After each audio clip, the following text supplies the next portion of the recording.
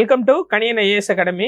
So central government எக்ஸாமுக்கு நிறைய பேர் ப்ரிப்பேர் பண்ணிட்டு இருப்பீங்க இல்லைங்களா? அவங்களுக்கு வந்து ரொம்ப ஒரு அரிய வாய்ப்பு. அதாவது சென்ட்ரல் கவர்மெண்ட்டுக்கு மட்டும் கிடையாது, நம்மள வந்து பிசிக்கு, எஸ்ஐக்கு, குரூப் 4க்கு ப்ரிப்பேர் பண்ணிட்டு இருக்கவங்களுக்கு ஒரு நல்ல வாய்ப்பு. ஏன்னா சிலபஸ் எல்லாம் ஒரே மாதிரி தான். எதுக்கு அப்படின்னு சொல்லி கேட்டீங்க அப்படின்னா, குரூப் டிக்கு, சரிங்களா? குரூப் டி ரயில்வே போட்டிருக்காங்க. ஸோ இந்திய அளவில் அதிகபட்சமான ரெக்ரூட்மெண்ட் எடுக்கிறதுல ஒரு முக்கியமான ஒரு போஸ்டிங் தான் இந்த ரயில்வே குரூப் டி, சரிங்களா? அதுக்கான நோட்டிஃபிகேஷன் வெளியே வந்திருக்கு. ஸோ ஒரு மிகப்பெரிய ஒரு வாய்ப்பு எல்லாத்துக்குமே, சரிங்களா? அதாவது நோட்டிஃபிகேஷன் எப்போ ஸ்டார்ட் ஆயிருக்கு அப்படின்னா, ஸ்டார்டிங் நேற்று, அதாவது 23/1/2025 அன்னைக்கு ஸ்டார்ட் ஆயிருக்கு நோட்டிஃபிகேஷன், ஆன்லைன் அப்ளிகேஷனு, சரிங்களா? க்ளோசிங் டேட் எப்போ சொல்லியிருக்காங்க அப்படின்னா 22/2 கொடுத்துருக்காங்க. அப்ளிகேஷன் க்ளோசிங் டேட், சரிங்களா? Closing date for online submission application வந்து 22ஆம் தேதி கொடுத்துருக்காங்க. அதே மாதிரி ஃபீ பேமெண்ட் என்னைக்கு க்ளோஸ் ஆகுது அப்படின்னா 2 நாள் கழிச்சு கொடுத்துருக்காங்க. 24ஆம் தேதி கொடுத்துருக்காங்க. அது போக எதுவும் மாடிஃபிகேஷன் நீங்க எதுவும் பண்ணணும் அப்படின்னு சொன்னா அதுக்கு 25 கொடுத்துருக்காங்க. நம்மளுக்கு கணக்கு என்னன்னா 22ஆம் தேதி அடுத்த மாசம் பிப்ரவரி 22ஆம் தேதி வரையும் 1 மந்த் டைம் கொடுத்துருக்காங்க. ஸோ இருக்கிறதுலே அதிக ரெக்ரூட்மெண்ட் வந்து அதாவது இந்தியா லெவல்ல எடுக்கிறதுல எஸ்எஸ்சி எம்டிஎஸ் மேக்ஸிமம் வரும். அதுக்கடுத்து வந்து பாத்தீங்க அப்படின்னா குரூப் டி தான், சரிங்களா? அதே மாதிரி இதுக்கு சேலரி பாத்தீங்க அப்படின்னு வச்சுக்கோங்களேன், அதாவது 7th பே கமிஷன், இப்போ 8th பே கமிஷன் வரப்போகுது. 10 வருஷத்துக்கு ஒரு தடவை பே கமிஷன் அமைப்பாங்களா, அது மாதிரி 7th பே கமிஷன் படி 18,000 இனிஷியல் பே சொல்லியிருக்காங்க, சரிங்களா? 18,000 இனிஷியல் பே மட்டும். இதுல வந்துட்டு உங்களுக்கு அலவன்ஸு எல்லாமே சேர்த்து நெருக்கி உங்களுக்கு 35,000 ரூபா கிட்ட வருங்க சேலரி இந்த குரூப் டில. 28,000 35,000 வரை வரும். நான் அது குறைவா சொல்றேன், கூடுதலாக தான் 35,000 வரையும் உங்களுக்கு சேலரி வரும். இதுல லாஜிக் என்ன அப்படின்னு சொல்லி பாத்தீங்கன்னா, அடுத்து 8th பே கமிஷன் வரப்போகுது. ஸோ 8th பே கமிஷன் வந்துச்சுன்னா உங்களுக்கு 40,000 கிட்ட சேலரி போயிடும். குரூப் 4 விட கூடுதல். அதாவது நம்ம டிஎன்பிஎஸ்சி எழுதணும் அப்படின்னா குரூப் 2A ரேங்க் இருக்கு பாத்தீங்களா, அந்த ரேங்க்குக்கான சேலரி உங்களுக்கு வந்துடும், சரிங்களா? ஸோ நல்ல ஒரு அருமையான ஒரு போஸ்டிங். அது போக பாத்தீங்க அப்படின்னா ஏஜ் லிமிட் 1/1/2025 படி 18ல இருந்து 36 வயசு வரை இருக்கணும் அப்படின்னு சொல்லி ஏஜ் லிமிட் கொடுத்துருக்காங்க.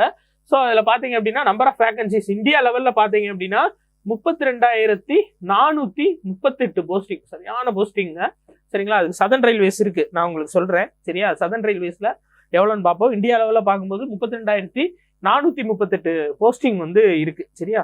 சரி, ரைட்டு. இதுல அடுத்து முக்கியமா நம்ம பார்க்க வேண்டியது என்ன அப்படின்னா age limit, age relaxation. So இதுல ஏஜ் ரிலாக்ஸேஷன் பார்த்தீங்க அப்படின்னா 36 இயர்ஸ் வரையும் கொடுத்துருந்தாங்களா, ஆக்சுவலா இந்த கொடுத்துருக்காங்க பாத்தீங்களா, 36 இயர்ஸ் வரையும் கொடுத்துருக்காங்க. Precedence normal course application for central government இதான் நம்மளுக்கு 18ல இருந்து 36 வயசு வரையும் கொடுத்துருக்காங்க நம்மளுக்கு. இதுல ஓபிசி கேண்டிடேட்ஸ்க்கு வந்து பாத்தீங்கன்னு வச்சுக்கோங்களேன், நான் கிரீமி லேயர் அவங்களுக்கு +3 இயர்ஸும், எஸ்சிஎஸ்டி கேண்டிடேட்ஸ்க்கு வந்து +5 இயர்ஸும் கொடுத்துருக்காங்க, சரிங்களா?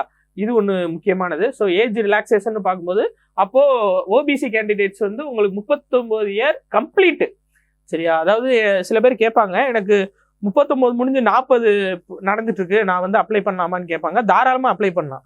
40 கம்ப்ளீட் ஆகக்கூடாது. எப்பயுமே கம்ப்ளீட்டட் ஏஜ் தான் அவங்க எடுத்துப்பாங்க, சரிங்களா? அதனால அதுல வந்து நீங்க எப்பயுமே கன்ஃபியூஷன் ஆயிடக்கூடாது. ஒரு மாதிரி ஒரு கான்ஃபிடென்ட் இல்லாம படிச்சுட்டு இருக்க கூடாது, ஏஜ் லிமிட் இருக்கா இல்லையா அப்படின்னு சொல்லிட்டு. எப்பயுமே வந்துட்டு உங்களுக்கு கம்ப்ளீட்டட் ஏஜ் தான் கணக்கு எடுத்துப்பாங்க. 38 முடிஞ்சு 39 நடக்கலாம், 39 முடிஞ்சு 40 நடக்கலாம், சரிங்களா? ஸோ 40 கம்ப்ளீட் ஆயிருக்க கூடாது, அப்பதான் அப்ளை பண்ண முடியாது. அதாவது இந்த இதுக்கு சொல்றேன் ஓபிசி கேண்டிடேட்ஸ். அதே மாதிரி எஸ்சிஎஸ்டி கேண்டிடேட்ஸ்க்கு வந்து உங்களுக்கு +5 இயர்ஸ் கொடுத்துருக்காங்க, சரிங்களா? அது போக ஃபீ பேமெண்ட் எவ்வளோன்னு சொல்லி பார்த்தீங்க அப்படின்னா 500 ரூபாய்.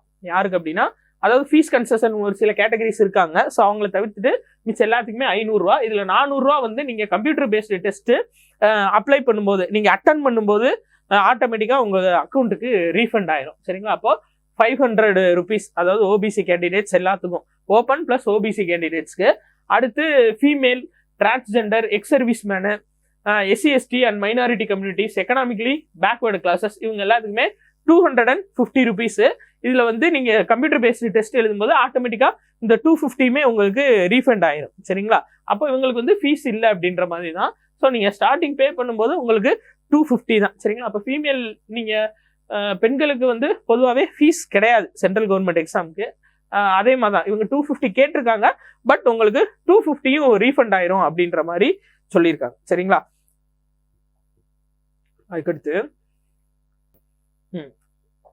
இதாங்க ரொம்ப முக்கியமானது. சரிங்களா? CBT first computer based test. சரிங்களா? கம்ப்யூட்டர் பேஸ்டு டெஸ்ட்ல எவ்வளவு கொஸ்டின் கேட்பாங்க அப்படின்னு பாத்தீங்கன்னா மொத்தம் வந்து 90 நிமிஷம். சரிங்களா? 90 நிமிஷம்னா 1.5 மணி நேரம். அதுல 25 science, 25 maths, 30 reasoning, 20 general awareness, current affairs கொடுத்துட்டாங்க. சரிங்களா? அப்போ ஜென்ரல் அவேர்னஸும் கரண்ட் அஃபேர்ஸும் சேர்த்து உங்களுக்கு 20 மார்க் இருக்கு. ரொம்ப முக்கியமானது. இதுல வந்து பாத்தீங்க அப்படின்னா டோட்டல் நம்பர் ஆஃப் கொஸ்டின்ஸ் வந்து மொத்தம் 100 கொஸ்டின். அப்போ 100 கொஸ்டின் வந்து 90 நிமிஷத்துல அடிக்கணும். ஒரு கொஸ்டினுக்கு 1 நிமிஷத்துக்கும் கம்மி தான். அப்போ நம்ம வந்து இந்த ஜென்ரல் சயின்ஸ் மனப்பாடம் பண்ணக்கூடியது, ஜென்ரல் சயின்ஸ் பிளஸ் இந்த ஜென்ரல் அவேர்னஸ் பிளஸ் கரண்ட் அஃபேர்ஸ்ல நம்ம கொஞ்சம் ஸ்ட்ரென்த்தா இருந்தோம் அப்படின்னு சொன்னா நம்ம ஈஸியா முடிச்சுட்டு மிச்சதை வந்து இந்த டயத்தை இதுக்கு யூஸ் பண்ணிக்கலாம். சரிங்களா? அப்ப இது பாருங்களேன், இதுவே வந்து 55 நிமிஷம் எடுக்கும். ஒரு சம்முக்கு 1 நிமிஷம் அப்படின்னு வச்சாலுமே இதுவே 55 நிமிஷம் நெருக்கி 1 மணி நேரம் வருது. அப்ப அரை மணி நேரத்துக்குள்ள இந்த 2 கொஸ்டின் முடிக்கணும். மிச்சம் 45 கொஸ்டின் முடிச்சாதான் நம்மளுக்கு கரெக்டா இருக்கும். இதுல நெகட்டிவ் மார்க் இருக்கா அப்படின்னு கேட்டீங்கன்னா நெகட்டிவ் மார்க் இருக்கு. 3க்கு 1 மார்க் நெகட்டிவ் மார்க் இருக்கு. இப்போ ஒரு கொஸ்டின் கரெக்டா அடிச்சீங்க அப்படின்னா கரெக்ட் 1 மார்க். ஸோ ஒரு கொஸ்டினை தவறா அடிச்சீங்க அப்படின்னா 0.33 மார்க் வந்து லெஸ் ஆகும். சரியா? அதான் 3க்கு 1 கொஸ்டின் அப்படின்ற மாதிரி கொடுத்துருப்பாங்க. ஸோ எது தெளிவா இருக்கோ அதை மட்டும் நம்ம அடிச்சுட்டு வர வேண்டியதான். அதே மாதிரி நார்மலைசேஷன் தான் இது. நார்மலைசேஷன்னா ஒவ்வொரு பேட்சுக்கும் ஒவ்வொரு பேட்சா நடக்கிறதுனால என்ன பண்ணுவாங்க அப்படின்னா, இப்போ ஃபார் எக்ஸாம்பிள் ஃபர்ஸ்ட் பேட்ச்ல கொஸ்டின் ஈஸியா இருக்கு, 90 மார்க் எல்லாம் வாங்கியிருக்காங்க அப்படின்னா இந்த 90 மார்க் 100%க்கு அவங்க கன்வெர்ட் பண்ணிடுவாங்க அந்த ஃபார்முலா படி. அதுக்கடுத்து ஒருத்தர் 89 மார்க் வாங்கினாரு அப்படின்னா அதுக்கு வந்து 98% இல்லை 96% கன்வெர்ட் பண்ணிடுவாங்க. இப்போ ஒரு சில பேட்சஸ்ல வந்து கொஸ்டின் டஃபா இருக்கு, அதுல வந்து ஃபர்ஸ்ட் மார்க்கே 70 மார்க் தான் இருக்கு அப்படின்னா இந்த 70 மார்க்கை 100 மார்க்குக்கு கன்சிடர் பண்ணிப்பாங்க. சரிங்களா? அந்த ஃபார்முலா படி ஒரு பெரிய ஃபார்முலா கொடுத்துருப்பாங்க. ஸோ அதுல 69 மார்க் எடுத்தீங்க அப்படின்னா உங்களுக்கு வந்து ஒரு 98 மார்க்கோ இல்லை 97 மார்க் கணக்கோ அப்படி வரும். சரியா? அதனால என் பேட்ச்ல கொஸ்டின் கஷ்டமா இருந்துச்சு, என்னதுல ஈஸியா இருந்துச்சு அப்படின்னா யாரும் நினைக்க தேவையில்ல. உங்களுக்கு இந்த நார்மலைசேஷன் மெத்தட் படி தான் எல்லாமே நடக்கும். சரிங்களா? இப்போ நம்ம இதுல வந்துட்டு நம்ம மெயினா பார்க்க வேண்டியது நம்ம சதர்ன் ரயில்வேஸ்க்கு எவ்வளோ அப்படின்னு சொல்லி பார்க்கணும். சரியா? அதுக்கு முன்னாடி இந்த பிசிக்கல் எஃபிஷியன்சி டெஸ்ட் கொடுத்துருக்காங்க பாத்தீங்களா? பிசிக்கல் எஃபிஷியன்சி டெஸ்ட் என்ன கொடுத்துருக்காங்கன்னா மேல் கேண்டிடேட்ஸ்க்கு பசங்களுக்கு 35 கிலோ வெயிட்டை தூக்கி 100 மீட்டர் ஓடணும். 2 நிமிஷத்துக்குள்ள 100 மீட்டர் ஓடணும். அதே மாதிரி 1000 மீட்டரு 4 நிமிஷம் 15 செகண்ட்குள்ள ஓடணும்னு சொல்லி கொடுத்துருக்காங்க. ஈஸி தான், இது ஈஸியா ஓடி முடிச்சிடலாம். சரிங்களா? இது ஒன்றும் பெரிய விஷயம் கிடையாது. இந்த 1000 மீட்டரு 4 நிமிஷம் 15 செகண்ட்ல ஓடணும் அப்படின்றது இதுக்கும் நம்ம பிராக்டிஸ் பண்ணிடலாம். இது ஒன்றும் பெரிய விஷயம் இல்லை. சரி? அதே மாதிரி ஃபீமேல் கேண்டிடேட்ஸ் பாருங்க, 20 கிலோ வெயிட்டை தூக்கிட்டு 100 மீட்டர் ஓடணும்னு சொல்லியிருக்காங்க 2 நிமிஷத்துல அப்படின்னு சொல்லியிருக்காங்க. மெயினா அந்த வெயிட்டை வந்து கீழே போட்டுறக்கூடாது, கீழே வச்சிடக்கூடாது. சரியா? அதே மாதிரி அவங்களுக்கு 1000 மீட்டர் எவ்வளவு கொடுத்துருக்காங்கன்னா 5 நிமிஷம் 40 செகண்ட் கொடுத்துருக்காங்க. ஆனா உங்களுக்கு வந்து டிஸ்டன்ஸ் 2 பேத்துக்கு ஒரே தான், டைமிங் தான் கூடுதலா கொடுத்துருக்காங்க. சரியா? அப்போ ஆட்டோமேட்டிக்கா உங்களுக்கு இதுதான் கணக்கு. அப்போ நிறைய பேர் கேட்பீங்க, ஸோ பிசிக்கல் எஃபிஷியன்சி எப்படி என்ன ஏதுன்னு சொல்லிட்டு. அதே மாதிரி மெடிக்கலுக்கு சில பேர் கேட்டிருந்தாங்க, ஒரு 6/5 அப்படின்னு சொல்லி கொடுத்துருக்காங்க. சரிங்களா? அந்த உங்களோட ஐ எஃபிஷியன்சி 6/5 இருந்தா அதாவது ஒரு சிலதுக்கு மட்டும் அப்ளை பண்ண முடியாது, மிச்சதுக்கெல்லாம் அப்ளை பண்ணலாம் அப்படின்ற மாதிரி கொடுத்துருக்காங்க. மெயினா வந்து நீங்க பார்க்க வேண்டியது என்ன அப்படின்னா பிசிக்கல் தான். சரியா? இந்த இருக்கு பாத்தீங்களா, சென்னை சதர்ன் ரயில்வேக்கு எவ்வளவு போஸ்டிங் அப்படின்ற மாதிரி கொடுத்துருக்காங்க. சரியா? சரி, இதுல பாருங்க மெயினா assistant SNT, assistant workshop, assistant bridge, loco shed, pointsman, மெயினா தான் மேக்ஸிமம் சூஸ் பண்ணுவாங்க. பாயிண்ட்ஸ்மேன் எல்லாருமே சூஸ் பண்ணுவாங்க. சரிங்களா? ட்ராக் மெயின்டெனரு எல்லாம் சேர்த்து கொடுத்துருக்காங்க. ஸோ அன்ரிசர்வ்ல எவ்வளோ, SC ST OBC EW மொத்தம் எவ்வளோ அப்படின்ற மாதிரி கொடுத்துருக்காங்க. சரிங்களா? 2694 போஸ்டிங் இருக்குங்க. சரியா? நம்ம சதர்ன் ரயில்வேஸை பொறுத்தவரை 2694 போஸ்டிங் நம்மளுக்கு இருக்கு. ஸோ சப் இன்ஸ்பெக்டர்னு எடுத்துக்கிட்டா நம்மளுக்கு ஒரு 700 to 900 போஸ்ட் இதுக்கு முன்னாடி வந்திருக்கு. சரியா?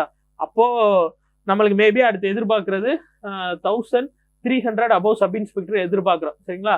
அப்போ தமிழ்நாடு லெவல்ல நம்ம 1300 போஸ்டிங் எதிர்பார்த்து உட்காந்துருக்கும் போது தமிழ்நாடு லெவல்ல 2694 போஸ்டிங் வந்து ஃபில்அப் பண்றாங்க. சரிங்களா? அதனால இது ரொம்ப ஒரு முக்கியமான எக்ஸாம். 2000 போஸ்டிங்ன்ற போது ஒரு 2600 போஸ்டிங் அப்படின்ற போது நம்மளுக்கு ஒரு பெரிய போஸ்டிங் தான். அது கூடுதலாக ஒரு 6 கம்மியாக இருக்குது, 2700 போஸ்டிங் இருக்குது. சரியா? அதனால இந்த குரூப் 4க்கு படிக்கும்போது சேர்த்தாப்புல இதுக்கும் சேர்த்து படிச்சிருங்க. என்ன கொஞ்சம் சயின்ஸ் கூடுதலாக படிக்கணும், வேற எல்லாமே ஒரே தான் நம்ம படிக்கிறது தான், அதுலேருந்து எதுவும் மாறவே மாறாது. சயின்ஸ் மட்டும் நம்ம கூடுதலாக படித்தோம் அப்படின்னா ஈஸியாக நம்ம இந்த குரூப் டியை அச்சீவ் பண்ணிடலாம். எல்லாத்துக்கும் ஆல் த பெஸ்ட்.